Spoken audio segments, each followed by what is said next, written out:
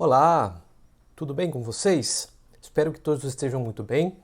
Então, hoje nós vamos tratar agora, nesse breve tutorial, sobre uma técnica para elaboração de projetos culturais que eu tenho chamado de projeto cultural facilitado. Então vamos dar início aí à nossa videoaula. O primeiro passo é a gente pensar no tipo de proposta que nós desejamos fazer. No caso da música, que eu vou direcionar essa elaboração de projeto especificamente para a área de música, temos aí criação, interpretação e difusão, que podem ser séries de concertos, recitais, encontros, festivais, gravações, transmissões, shows, não é? Temos também aqueles projetos voltados assim para a questão da educação e inclusão social, masterclass, workshops, oficinas, projetos sociais, manutenção de escolas de música, manutenção de bandas, de fanfarra, que é um movimento importantíssimo que nós temos no Brasil. E também temos a possibilidade de uma proposta mista. Você pode fazer tanto um festival e dentro do festival você oferecer oficinas de formação, de capacitação, assim os encontros de bandas e fanfarras que têm aulas para formação de regentes de bandas, enfim. São ideias aqui, você pode criar suas ideias. Aí a gente defende a questão do que é a economia criativa. O alicerce da economia criativa e a sua alma é o projeto cultural. Porque através do projeto cultural nós podemos desenvolver uma proposta que é a nossa cara. Nós temos autonomia.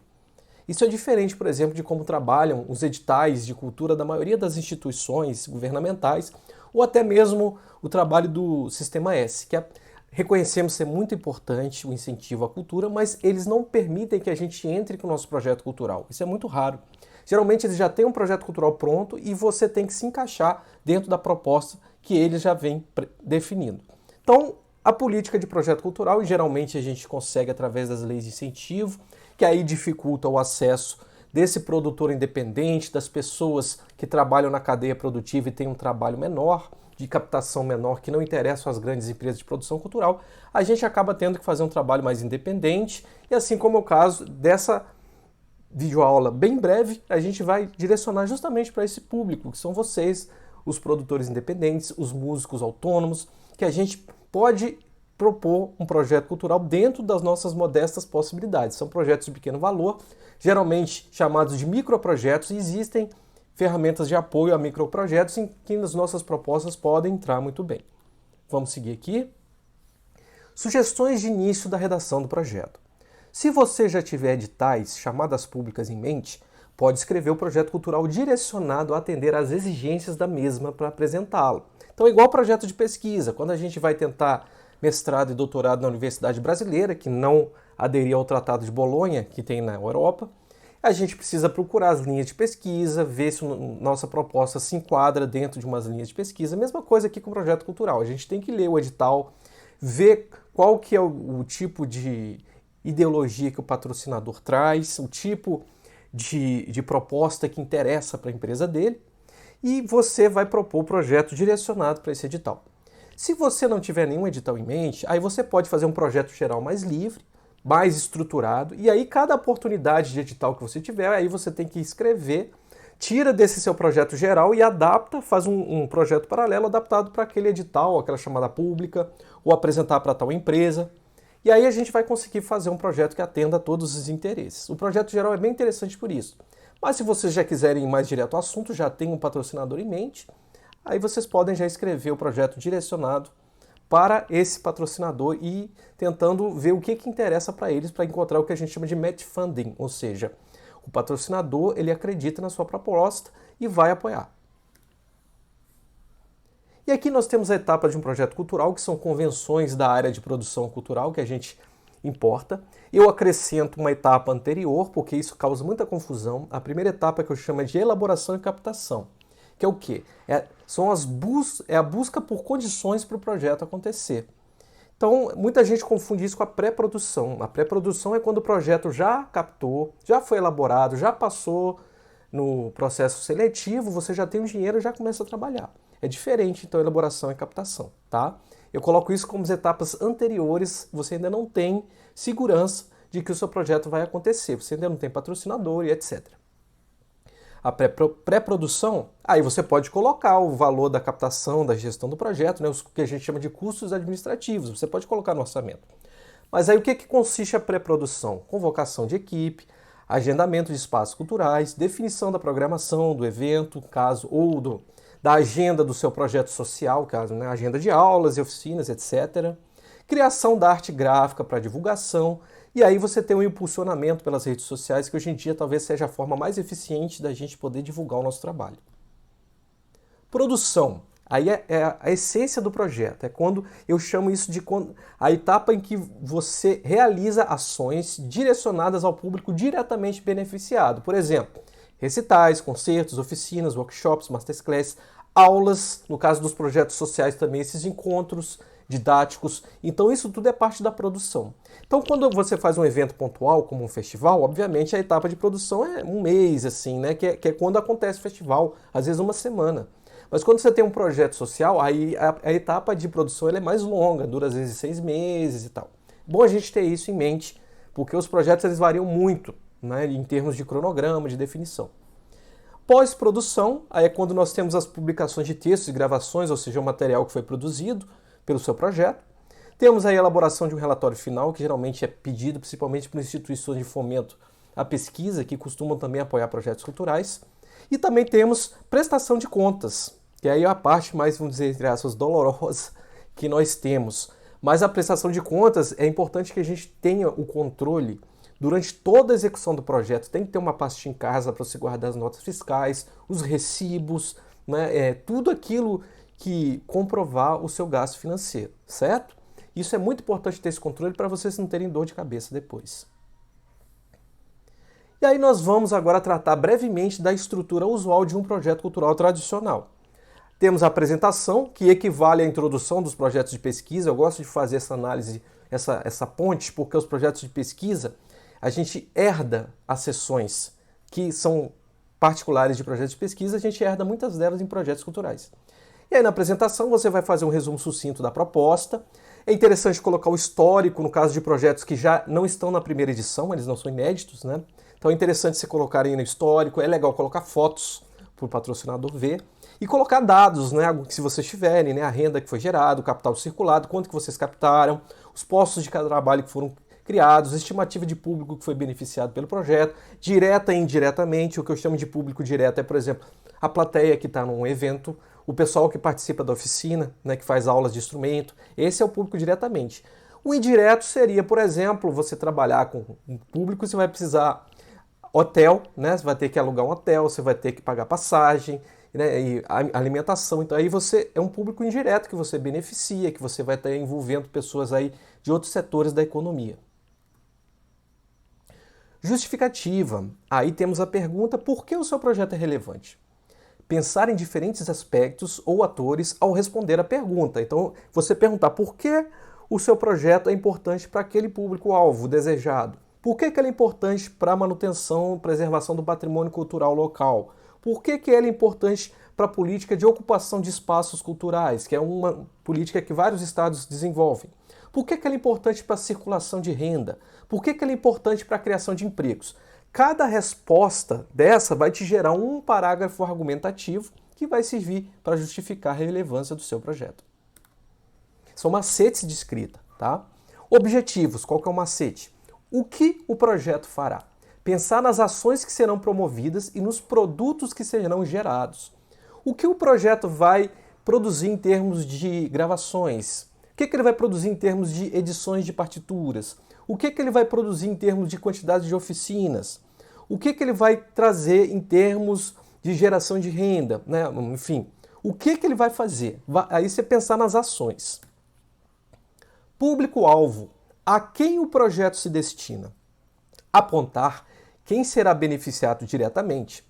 Alguns exemplos: plateia, estudantes, músicos, profissionais da cultura, e indiretamente transporte, alimentação, hotelaria, serviços de comunicação e jornalismo. Muitas pessoas trabalham também com advogados para a questão de direito autoral, dependendo da dimensão do seu projeto. Também contadores também costumam trabalhar com a gente.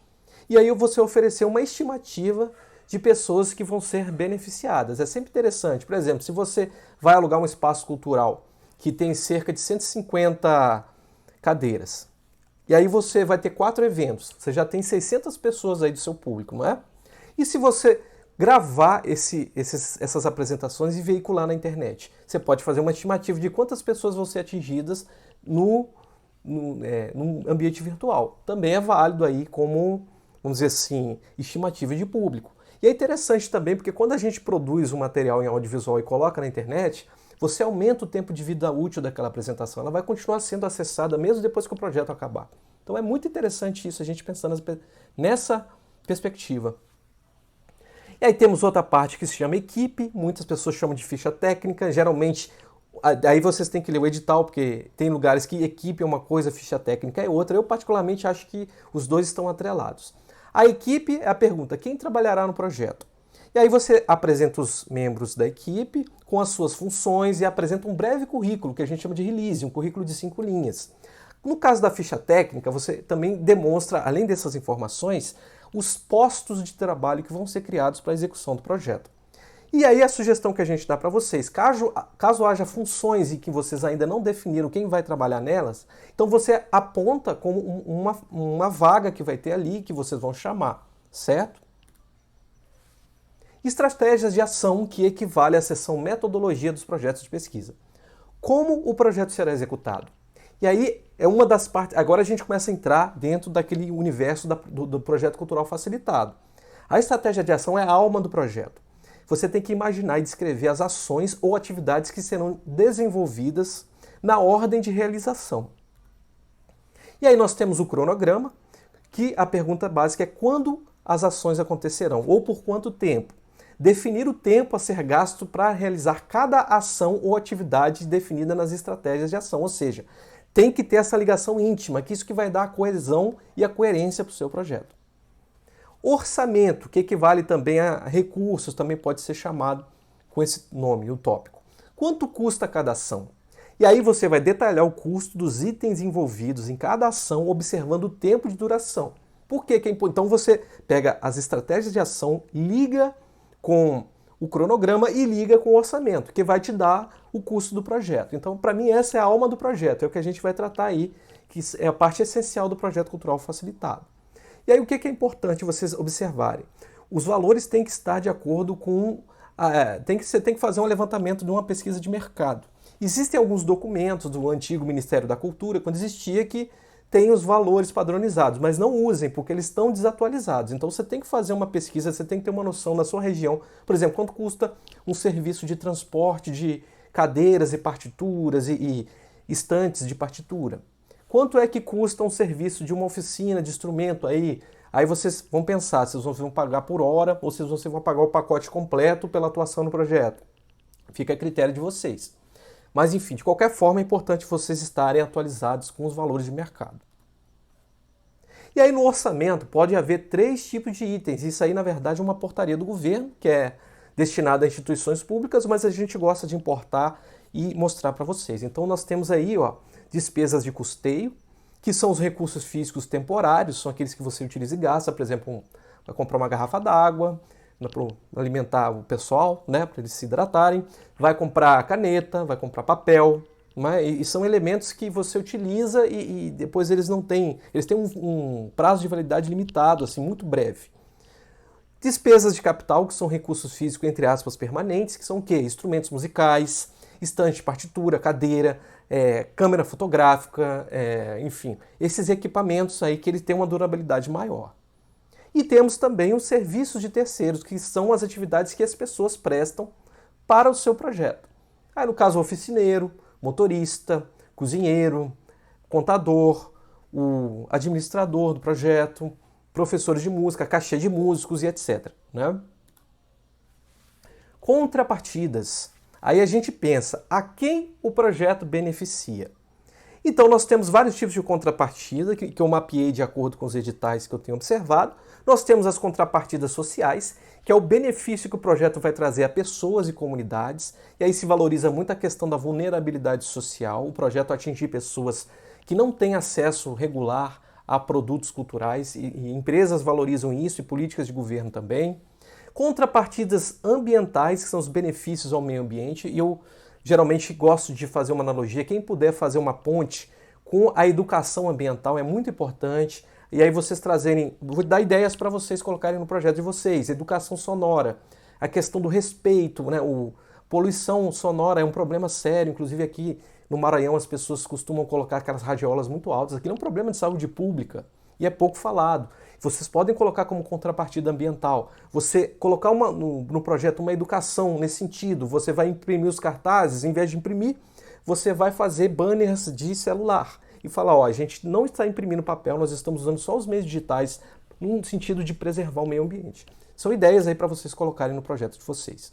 Contrapartidas patrimoniais. No caso, benefício material e ou imaterial. No caso da preservação da cultura, da manutenção de manifestações culturais, seja da cultura tradicional, que também muitos chamam de cultura popular, e eu digo também da própria música de concerto, né, que a música de concerto ela no Brasil sempre foi nas duras penas, né, ao contrário do que as pessoas acham que é um tipo de produção musical voltado para a elite, mas basta vocês verem quanto é que é o ingresso que geralmente as orquestras estão cobrando aí, né? E quanto que custa um show aí de um cara do sertanejo universitário. E vocês vão me dizer depois de que vocês pensarem nisso, quem é que é elite aqui no Brasil, tá bom? Então aqui, contrapartidas negociais. Aí já é mais direcionado o quê? A interesse de empresa. Como a gente sabe que existe um patrocínio muito voltado para essa lógica de mercado no Brasil, principalmente pelas leis de incentivo à cultura, em que as empresas sempre tratam o investimento no projeto cultural como algo que interessa a imagem da empresa, às vezes isso acima das contrapartidas sociais e educativas que o seu projeto pode dar. Então eles têm essas questões e a gente tem que tratar delas, que é a contrapartida negocial, que é a capacidade do seu projeto em gerar renda. E, por exemplo, bilheteria. Se o seu projeto vai cobrar bilheteria, qual que é o retorno que vai ter? Porque a empresa vai querer um pouquinho, né?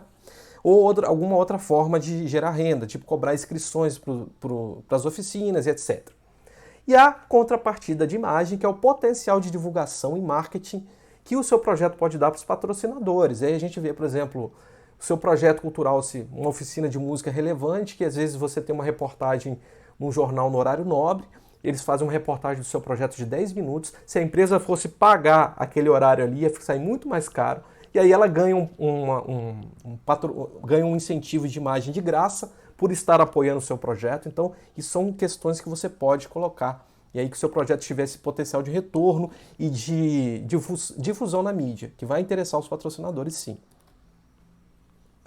E aí tem alguma sugestão para vocês, que é uma ideia aí do Bernard Vassas, né, que foi o diretor do Festival de Música de Alcântara aqui, de música barroca, um evento lindíssimo, né, que a gente sente muita saudade, inclusive.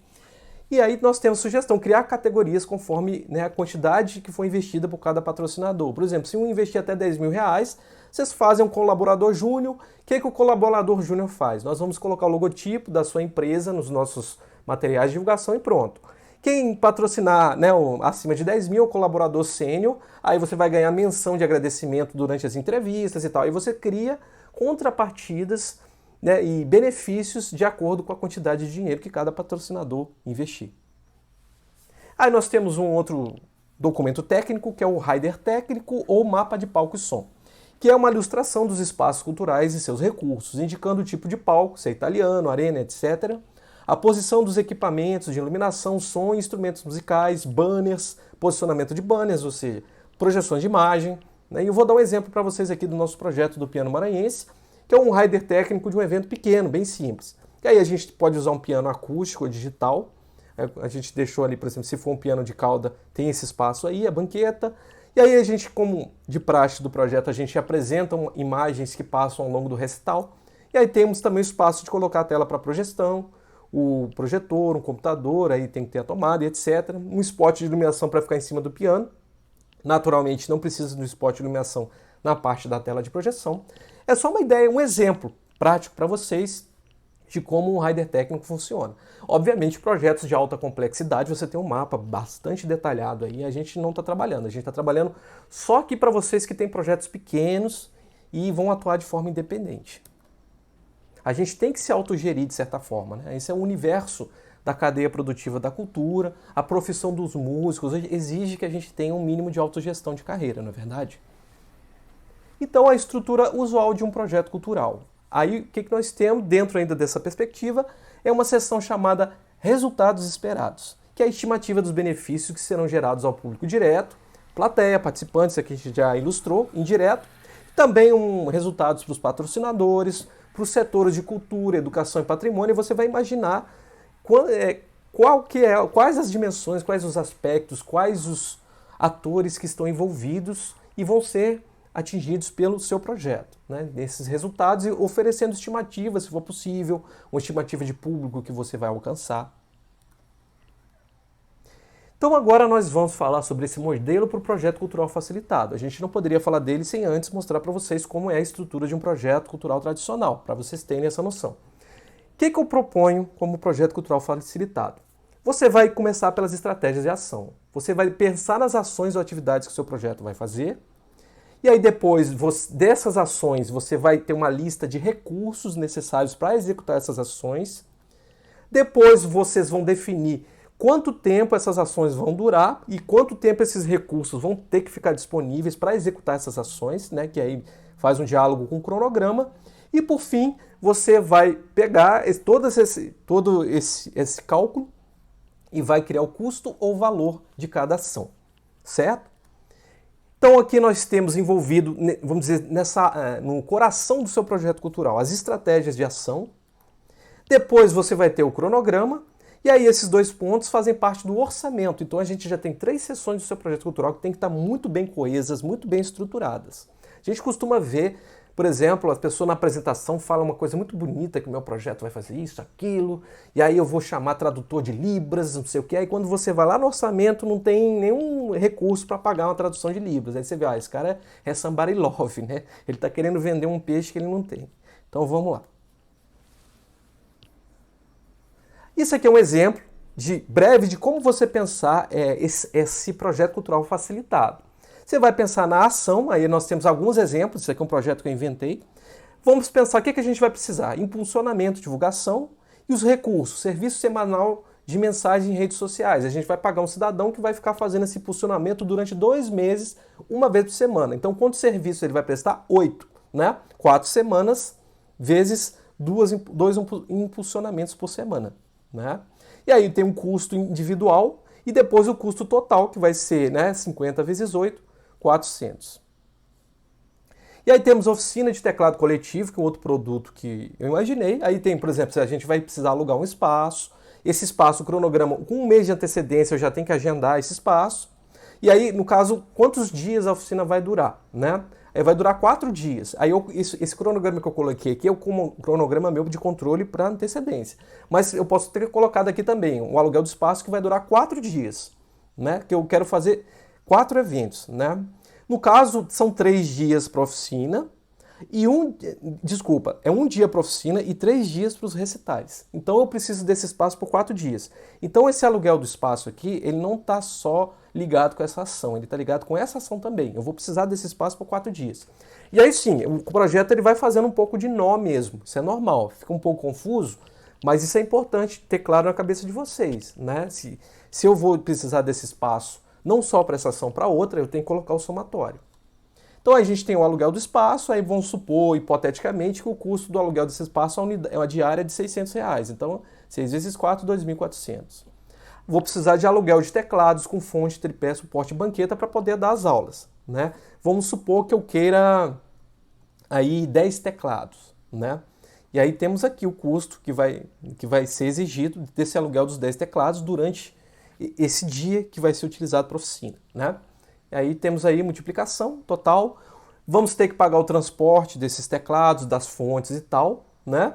E aí, ó, o que eu vou ter? Vou precisar de 2 unidades porque eu vou ter que levar e depois trazer de volta. E aí nós temos aí um custo hipotético de 300 que vai para 600. Depois temos aí o prolabore do professor, que eu vou pagar no dia que ele fizer a oficina, vai ser um unitário. R$2.000 é um valor bom para um professor de música competente que vai poder trabalhar com excelência. Então é um valor, um cachê para um profissional qualificado. Muitas vezes as pessoas criticam que está muito caro. Está caro porque você vai contratar um cara meia boca, né? A gente tem que valorizar o profissional da música, principalmente a única forma que a gente tem de valorizar uma pessoa que fez uma graduação em música, uma pós-graduação em música, é num contexto desse, né? A gente tem que defender que não, eu quero um profissional qualificado. Eu não vou contratar aquele professorzinho de violão lá que dá aula por R$ 50 o mês ali que aprendeu a tocar violão numa revista. A gente precisa valorizar o profissional do setor da cultura, né? E aqui nos recitais de piano solo, aí tem a questão do direito autoral, poderia ter talvez o ECAD, né? A gente entrar em contato com eles, um mês com de antecedência, como vão ser 3 recitais, vão ser três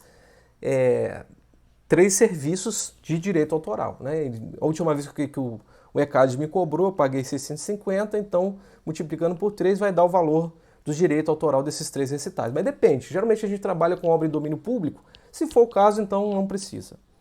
Temos o serviço de afinação de piano, um dia antes, né? Ele vai afinar o piano 3 vezes antes dos recitais, né? E o serviço de afinação de um piano de cauda é um serviço caro, é um serviço que precisa de um profissional muito bem qualificado, né? Então R$ 3.000 aí é um valor muito bom para a gente trazer um profissional de qualidade. Inclusive, se for necessário pagar passagem de avião e etc, para ele poder vir, às vezes a gente não tem esse profissional especializado aqui, precisa tratar também. Mas aí vocês podem... Aí é a ideia do projeto também, isso é possível fazer. Vocês podem embutir o valor dessa passagem aqui, já nesse valor todo, ou você separa, você botar passagem de avião, aí vocês vão colocar lá 2 passagens, né? E aí separado do cachê que ele vai receber. E depois o cachê dos pianistas, né, no dia, né? O cachê dos pianistas aí, realmente eu botei o pianista com o cachê bem baixo, né, coitado. Mas é uma hipótese. Mas é só para mostrar para vocês, quando a gente constrói esse escopo, depois fica muito fácil a gente criar as outras seções do projeto, que eu vou mostrar aqui para vocês. Ó. Dentro da ação, de que a gente pode tirar das ações? A seção de objetivos. O que podemos também é justificativa, porque essas ações aí vão mostrar para quem que a gente está beneficiando. Por que meu projeto é importante, por exemplo, para o pessoal que trabalha com o instrumento? Por que ela é importante para o pessoal que faz o aluguel de serviço? Por que ela é importante para o pessoal da hotelaria? Por que ela é importante para trazer esse repertório para circular? Enfim. A gente consegue tirar isso tudo daqui. Contrapartidas também. Você vai ver aqui, a gente tem uma estimativa de público que a gente pode tirar do tamanho do espaço cultural. A gente tem também contrapartida de movimentação de renda e etc. que vocês podem tirar daqui. O serviço de divulgação está aqui também, que é uma contrapartida que vocês podem colocar de imagem.